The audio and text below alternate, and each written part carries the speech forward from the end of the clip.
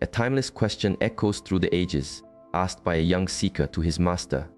Is it truly possible? Does our mind hold such a commanding force that it can mend what feels deeply broken within us? How profound is the influence of our own thoughts? The answer he received was a current of energy that would change his life's direction entirely. From his youth, this seeker had lived in a body that felt fragile. A weak constitution made him frail, easily exhausted. Simple journeys would leave him in pain. This physical state created a shadow in his mind, a quiet feeling of being less than whole. His living space was filled with more remedies and tonics than with books. He pursued every known method to find strength, yet none could mend the root of his struggle. He often wondered in silence, how can one walk a path of inner cultivation with a vessel that feels so very weak? One day, as he sat in stillness, his teacher looked at him with profound clarity and said, "Your physical form appears burdened and thin." The young man knew his inner struggle had been seen without a word spoken. He replied, "Master, I find no peace with this fragile body. A deep-seated imbalance has been with me since birth, and no external remedy seems to reach it." The teacher offered a gentle smile. External remedies can only travel so far. The true source of this condition, the architect of this weakness, is you.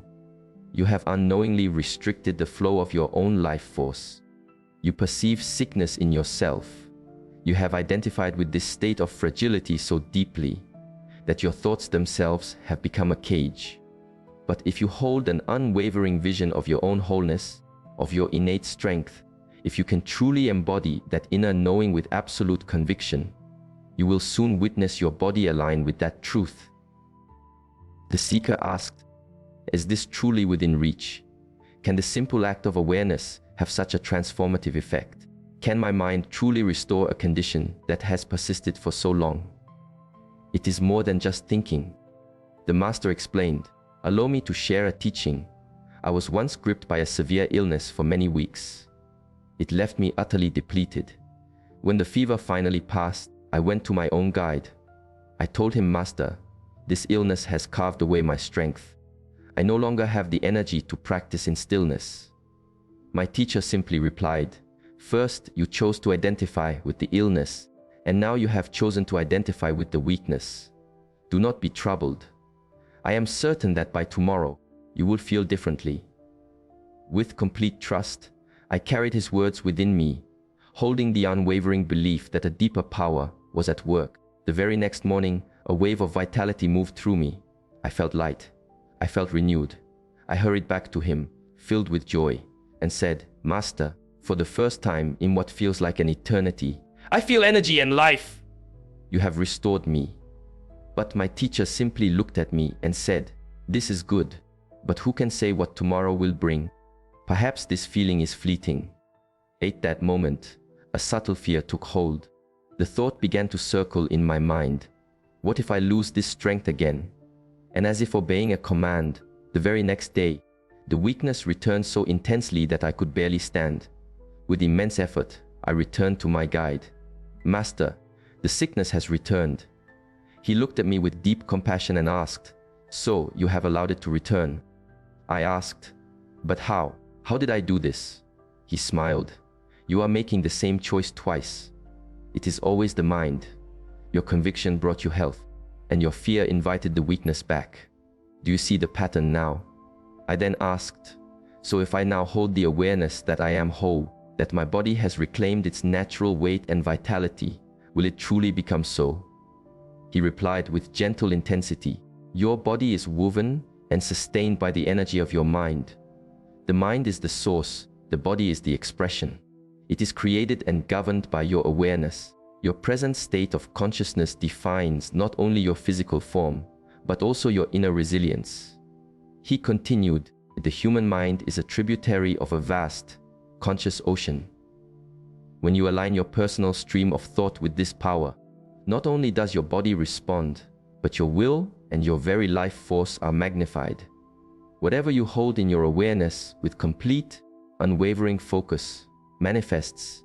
It's an age-old secret. Your thoughts have the power not just to influence, but to architect your reality. If you feel this truth deep inside you, I want you to make a commitment right now. Type in the comments as my mind is my healer. Bars, declare it, own it. This isn't just about watching a video. It's about taking the first step on a transformative path. If this is the journey you want to be on, then join our community of fellow seekers by subscribing. Hit that bell so you don't miss a single step we take together. Now, as the story concludes, upon hearing this wisdom, all of the young seeker's doubts dissolved like mist in the morning sun. He began to embody his master's guidance.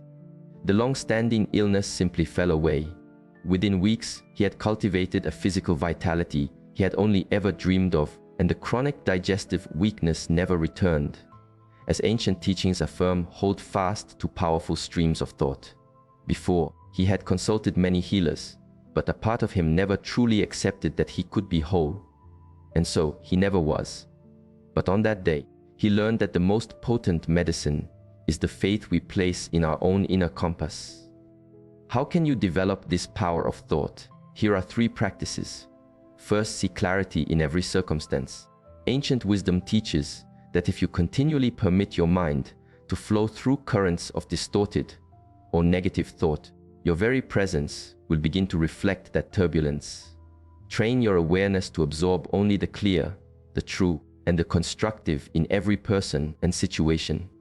Much like your body draws in nutrients and releases what is unnecessary, so too must your mind absorb what nourishes it and let go of all distortion. Second, become a conscious observer of your thoughts. To guide this powerful energy, we must first become aware of it as it rises. Only then can you nurture the streams that empower you and allow the destructive ones to pass by. This requires a heightened state of consciousness. For that, the practice is meditation.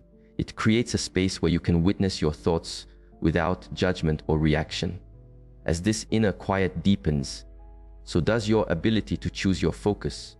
Without this stillness, you cannot truly guide the river of your own mind. Third, cultivate focused intention. The mind is easily pulled into 1,000 different currents by external noise and internal cravings. This dissipates its natural power. You must therefore build your ability to concentrate. As the sages say, anchor yourself to a single, powerful thought. I am the calm center of my own mind. Or, I am a vessel of boundless energy and joy. Repeat it. Visualize it. Feel its vibration in your body and mind. Keep your destination clearly in your inner sight. This is a form of deep, internal prayer.